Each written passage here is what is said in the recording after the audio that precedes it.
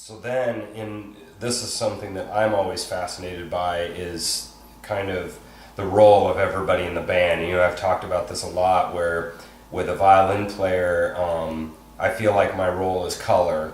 You know, like so for example, you got a 5-piece band. Let's say you've got, you know, bass drummer, 2 guitars, and a violin.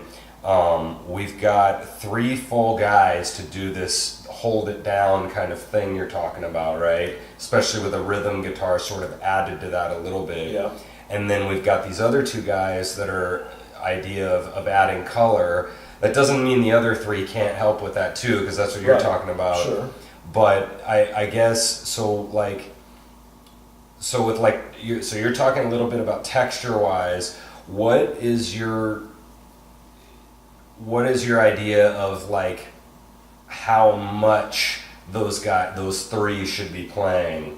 The bass and drummer and rhythm, should they be blasting through the whole time, as many notes as possible? Should they be playing literally nothing, or should, you know, what is your feeling on that? Well, I mean, that's a great question, and for a lot of people, I mean, they just want to, you know, blast their way through. I mean, everybody's heard of the term less is more. Yeah, sure. And so, you know, for me, you know, being the bass player, you know, I'm always tuned in to what everybody else is doing. I mean, the thing about being a good player is you got to be a good listener. Okay. Yeah. So if you're not listening to what the other guys are doing, then there's no way that you could complement them.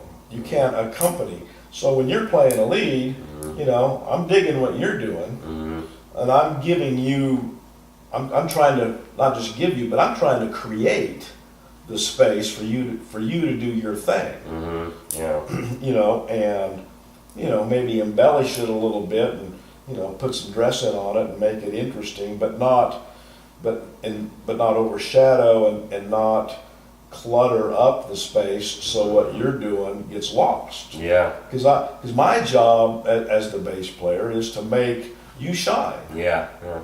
You know, I want what you're doing, you know, to be on top, out front, where people, you know, are just digging that.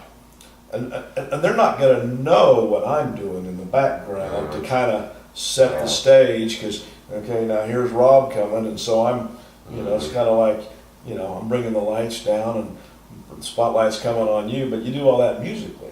You're right. And I think everybody in the band, to some degree, has to do that too, and that's what dynamics is all about. And when you've got, you know, 2 or 3 other, you know, lead players that can come in and that, I mean, they've got to be aware that, you know, they need to,